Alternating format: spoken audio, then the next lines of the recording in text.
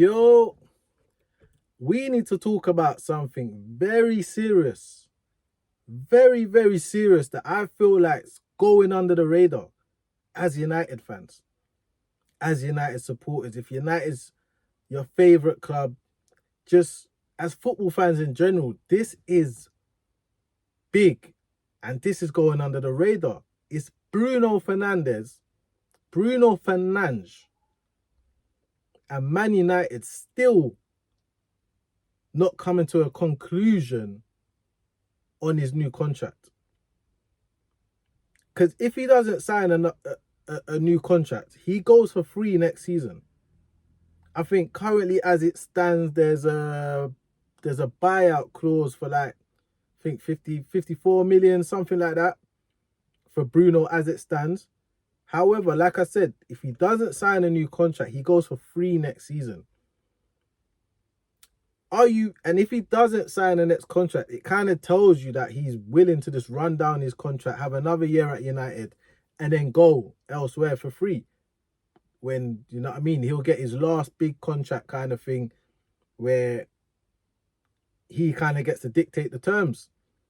I get it, fair enough. But for the club, do you think that's the best thing for the club? To allow him, if he doesn't sign a contract, to just run his deal down? Obviously, we get another year of Bruno, which is wonderful.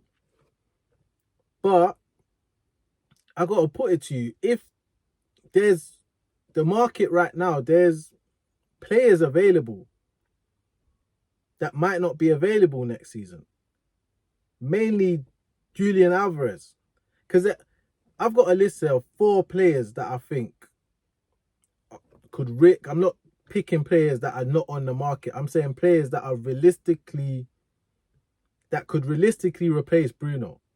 Maybe not replace him outrightly, but you know, if United took the hard stance and said, listen, you either sign this contract or we're selling you, who could come in for Bruno this season, realistically? And there's 4 players that I could think of. That's Julian Alvarez, that's Morgan Gibbs-White, that's Cole Palmer, and that's Enzo. These are 4 players that I don't think are locked in to their current situations. These are 4 players that I think are available for the right money. And these are 4 players that could play the Bruno role. Do you know what I mean? You can't ask them to be Bruno, but they could play it to a high standard. Yeah? So, where do we go from here as a club? Like I said, should we give Bruno that ultimatum? Because Julian Alvarez, Atletico, ideally they don't want to sell him to another Spanish club. This is why they're playing hardball. They said basically they've verbally agreed with Julian Alvarez that if someone comes in for 100 million, you can go. But they ain't like the way Barcelona's gone about it, and they haven't liked the way Real Madrid's gone about it, or they just don't want to sell to Real Madrid.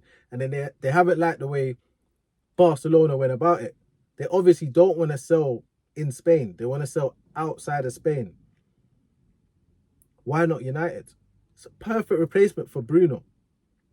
If we're gonna replace him, as it stands, we play a 4-2-3-1 in possession. Out of possession, we play a 4-4-2. Alvarez is comfortable as a striker or a cam. So it's perfect for him. The system's perfect for him. He knows the Prem. He's done well in the Prem. He's a brilliant player. He's in the peak of his prime of his career. And you ain't going to get much better cams/strikers than Julian Alvarez. He's won it all. Experienced. Do you know what I mean? So, good work ethic.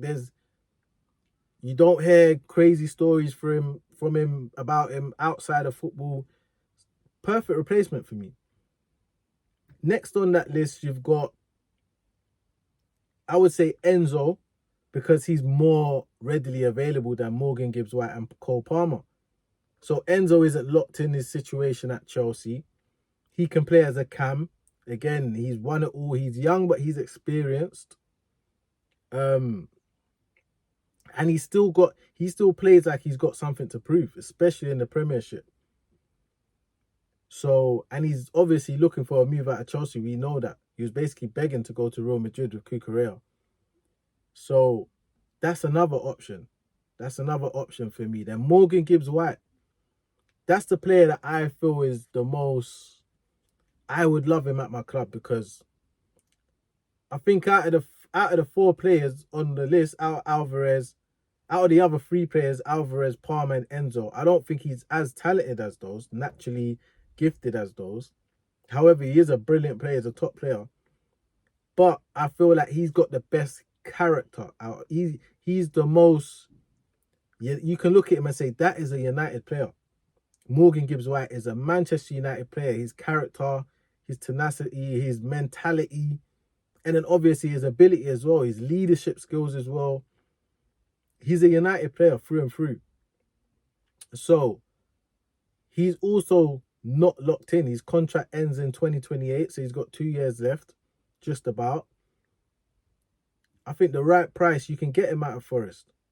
You might have to pay more than you should, being as he's only got 2 years left, but you can get him out of Forest for the right price, and he would be a shoo-in perfect fit at United. Then we move on to the Manchester lad, Cole Palmer, the Manchester United fan growing up as a kid. The player that I feel is most similar to Bruno in his attributes, in the way he always risks the pass, in his creativity, his goal-scoring ability. I feel he's the most similar to Bruno. And his ceiling, he hasn't reached nowhere near his prime yet.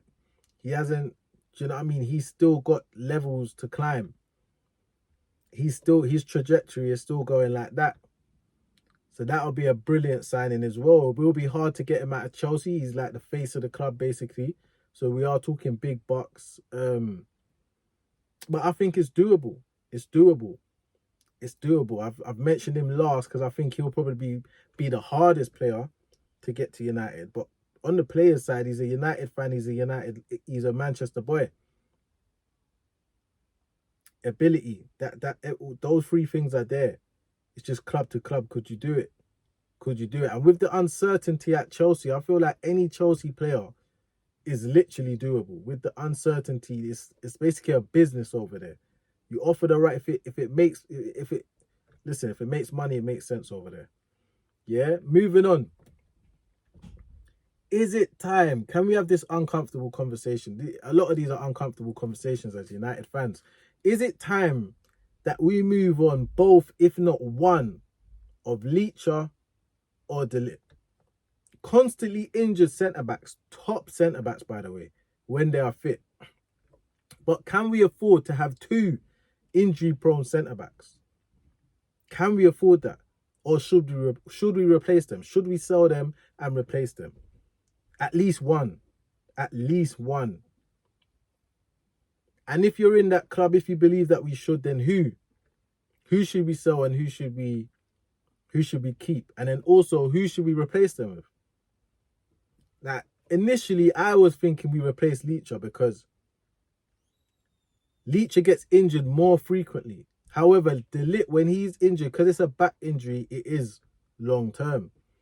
So initially, I was thinking get rid of Licha, and then we look, and plus, Licha's will be easier to sell, I believe. He's got more suitors. And then we look for a left-footed centre-back. And the 3 left-footed centre-backs I had in mind was, if we go Prem proven, we go and get Krejci, the Czechoslovakian captain, been relegated with Wolves. He's 27 years old. For me, he'll be perfect to get. He's readily available, Premiership proven, international skipper. So you know, mentality-wise, what type of player he is. Left-footed. Listen, forget the name. He's not a name brand player, but you go and have a look at him. Of course, he got relegated with Wolves, but go and have a look at him. To have him for depth at centre-back, whether you start him, whether you play him as a backup to Heaven, who I think is readily available for first-team football, by the way. Whether you play him as a backup to Maguire, if you shift Maguire to a left centre-back, however you put it, Krejci, He'll be on low wages as well. He's a low maintenance player. I think 30 million, 35 million would get him out of Wolves. He'll be a brilliant player for United. Then you got the big name, big ability, Schlotterbeck. Forgive me if I messed up his name. The German defender, left-footed, brilliant ability. I say top 3, definitely top 5. Top 3 left-footed centre-backs in the world. Definitely top 5, you could say, centre-backs in the world, all in all. Schlotterbeck. But he also has had, he does get a couple injuries here and there. But in general, he does play like 40 games, 35, 40 games a season. So it's not to the, it's not to the point where you're thinking, let's not do it. You know what I mean? 35, 40 games a season, that's fair. That's fair. Especially when it's high quality that he's giving you. Then, my outside bet is Renato Veiga, the Portuguese left-footed man-mountain centre-back. Probably my personal favourite. Although I think for the availability and the money and the realistic option is crazy, I think Renato Veiga will be my personal favourite. That another Portuguese, we've got the Portuguese-Brazilian connection at United already. To get another one in, I think he had a very good World Cup alongside Diaz. He's, like I said, he's a man-mountain, left-footed. He can also play as a DM and a left-back, so that just shows how good he is on the ball. He's quick, he's strong, good in the air. I think that would be a brilliant signing for United. So yeah, those are my 3 possible replacements if we do decide to sell Licha over De Ligt. If we do sell De Ligt though over Licha, I think the obvious replacement is Romero. You get Christian Romero in, you hope to get Licha fit and let them resume that partnership that they've built over the years for Argentina, that brilliant partnership. And you make those your first choice 2 centre-backs, Romero and Licha. I've seen quotes online of Romero. They're willing to let him go for 40 to 45 million. He would command quite a big contract, Romero, but I do believe ability-wise, he's worth that kind of top bracket of contracts within your football club. And just the partnership that he's going to bring to our football club when Licha is fit, I think that is very, very, very attractive as a football club to have Romero and Licha continue their partnership for your club and then get rid of De Ligt, who is injury prone. Like I said, 2 injury prone centre backs, not a great idea. So let me know what you think in the comments about that. Last but not least, we move on to Zirkzee. A player that I love, by the way. I love the way he is around the club. I love the way he loves the club. I even like his style of football when it comes off. He's very cultured, flamboyant. He's a lovely player to watch when it comes off. However, if you are getting realistic, decent offers, you know what I mean? We're seeing Juventus reported allegedly willing to pay 30 million. If we can get 30 million for Zirkzee, no less, by the way. No, not 30 million euros, 30 million pounds. Then why not? Why not? You get your money back for him, and then you replace him. But then replace him with who? Because we know we ain't going to get a left winger unless we move on Marcus Rashford. Because initially I was thinking, when it comes to the striker position, I was thinking we just get a left winger and then we play Cunha as the backup striker. But now that it's clear, it's becoming more and more clear that nobody wants to sign Rashford. So Rashford is here to stay. It's what it's looking like. So whilst that's the case, you have to now replace Zirkzee with an out-and-out centre forward. So when we're looking at it like that, yeah, we have, well, a list that I've put together is the more realistic options, which are Prem-proven guys like Watkins, Ismail Assar, Mateta, they're like the Prem-proven realistic signings that we might go for. Then I've got one that's kind of outside of the box, which is Balogun. I think that's an outside of the box striker. Do you know what I mean? Someone that hasn't been on the radar that we could look at. And then I've got the two world-class strikers. If we really, really want to make an impact, want to make a statement signing, there's two world-class strikers that we could take a look at. That's Harry Kane and that's Victor Osimhen. So, all in all, that's six possible strikers that we can look at. That's Ollie Watkins, Ismail Assar, Mateta, Balogun, Harry Kane, and Osimhen. For me, I'm kind of torn. I think Osimhen is a long shot, by the way. But if I could just choose anyone out of the six, I'll be choosing Osimhen. That's actually who I would go for over Harry Kane, over Balogun, over Mateta, over Watkins. I would go for Osimhen. But I do feel like that's a long shot, so I'm going to kind of park him to the side. My next option would be Harry Kane. You go all out for Harry Kane, 2-year deal with a year's option maybe. I don't think you'll get more than two top years out of him. But Harry Kane, the beauty about getting Harry Kane right now, you get quality when he plays. But he's also at an age where there's enough minutes to be shared for Sesko. There's enough, if we got Harry Kane before, he's basically gonna command to play every minute of every game. Whereas I think now at this stage of his career, he not happily, but it is he would see the reason in not being able to play every minute of every game. So obviously he'll be our starter, but as you see, Sesko last season was having his best games as a finisher, coming on last 20 minutes, last half an hour, second half, and just finishing games off. I think he can carry that on this year. And with more competitions, he can start in those other competitions. But in the league, in the Champions League, he can be our finisher. And that's where he excelled. And he can then learn off of Kane. And by next season, he can be more prominent. And the season after that, Kane moves on. And Sesko is in the prime years of his career now. Do you know what I mean? So Harry Kane would be my number one signing. After that, I think you got Watkins, Ismail Assar, Mateta, and Balogun. After that, I do believe it's kind of even between those four. I don't think there's much between them. Because you've got Mateta, Watkins, who's been the most prolific. Yeah?